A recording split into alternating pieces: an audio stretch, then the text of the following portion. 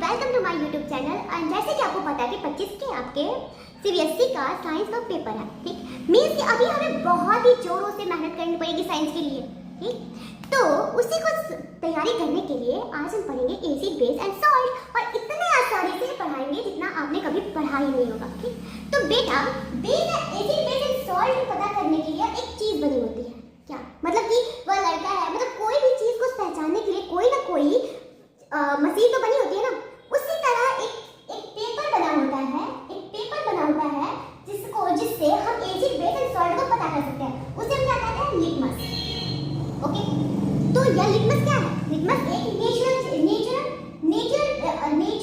से मिला हुआ एक चीज है जिससे हमें एसिड बेस का पता चल जाता है। ठीक उसी तरह इंसानों ने भी अपना दिमाग दौड़ाया और उन्होंने मतलब कि सिंथेटिक यानी कि सिंथेटिक एक सामग्री भी है जो लोगों ने बनाया है, इंसान ने, वैज्ञानिक ने बनाया है, जिससे हम एसिड बेस का पता कर सकते हैं। वह क्या है? एक तो है आपका मिथाइल ऑरेंज और एक है आपका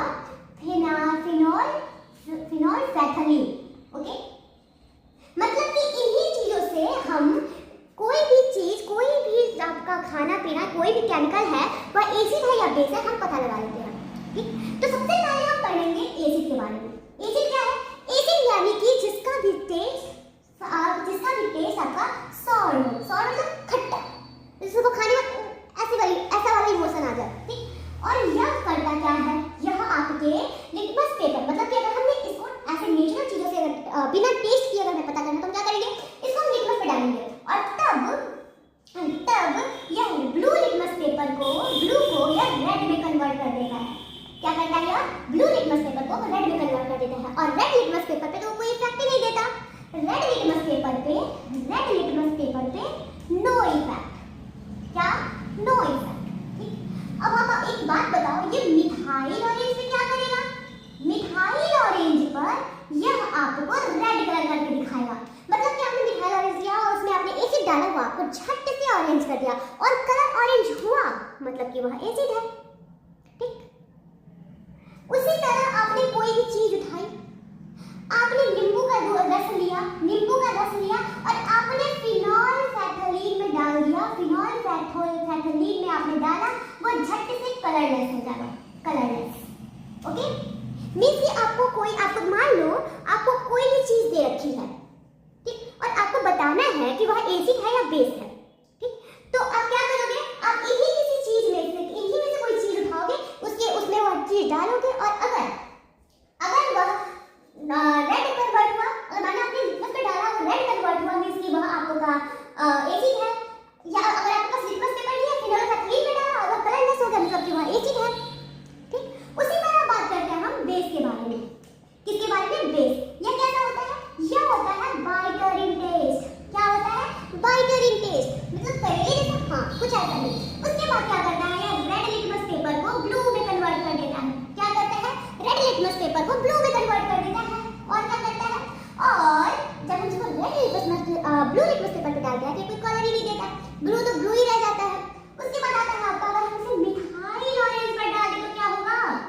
मिथाइल ऑरेंज पर डाल दें तो आपको येलो कलर में देता है, ठीक। उसी तरह अगर आप फिनोल फैथलीन में डाल दो तो क्या करेगा? वो आपको पिंक कलर में देगा, पिंक कलर में दे देता है। ये तो हो गई आपकी बेसिक सी बातें जो एसिड बेस के बारे में बताती है, ठीक। अब हम बात करते हैं डियर फ्रेंड कि क्या होगा कि अगर कोई एसिड और बेस मेटल के साथ रिएक्ट करे, क्या होगा कि क्या कहते हैं, how do acid and base react with metal। फिर क्या होगा बेस? बताओ तो क्या होगा? वही होगा जो मंदिर खुला चाहेगा। देखो, जब भी हम एसिड लेंगे, एसिड यानी कि जो आपको H+ दे, बेटा याद रखो, देखो केमिस्ट्री से आप मत डरो, बिल्कुल भी मत डरो। जो भी कोई भी आपको केमिकल फार्मूला दे रखे, अगर आप उसमें H+ देगा, मतलब कि वह H+ आयन में टूट जाए तो वह एसिड है।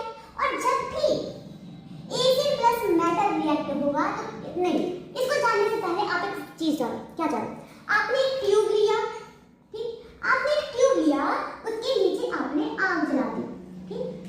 चल रहा है, ठीक।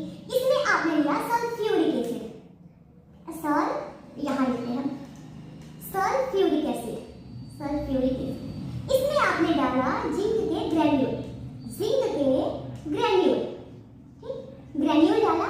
आप देखोगे कि यहाँ पे बुलबुला आ रहा है। क्या करता है? यहाँ पे बुलबुला आ रहा है, यहाँ पे बुलबुला आ रहा है, मतलब ये बता रहा है कि यहाँ से इसमें गैस प्रोड्यूस हो रहा है। क्या बता रहा है? बता रहा है कि ये गैस प्रोड्यूस हो रहा है, ठीक। अब हम क्या करेंगे?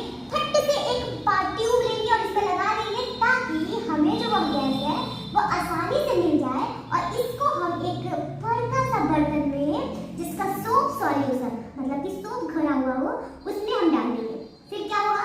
फिर इसमें से ये जो गैस है वह यहाँ से इसमें सोप में मिलेगा एंड देगा आपको सोप बबल, ठीक। वह गैस इससे मिलके आपको वापस एक सोप के साथ गैस बनाएगा, एंड जब भी आप इसको कैंडल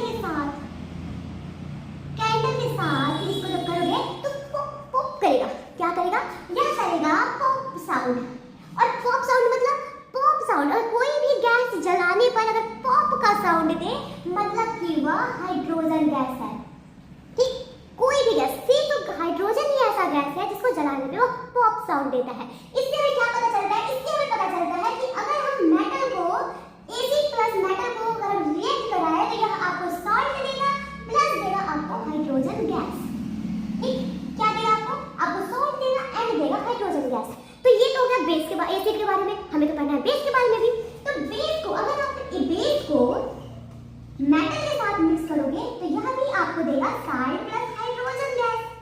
बट एक चीज ध्यान में रखने का, क्या कि सिर्फ बेस ही एक ऐसा, सिर्फ कुछ बेस ही होते हैं ऐसे जो मेटल के साथ रिएक्ट करके आपको सॉल्ट और हाइड्रोजन दे। सारे बेस आपको सॉल्ट और हाइड्रोजन नहीं देता, ठीक।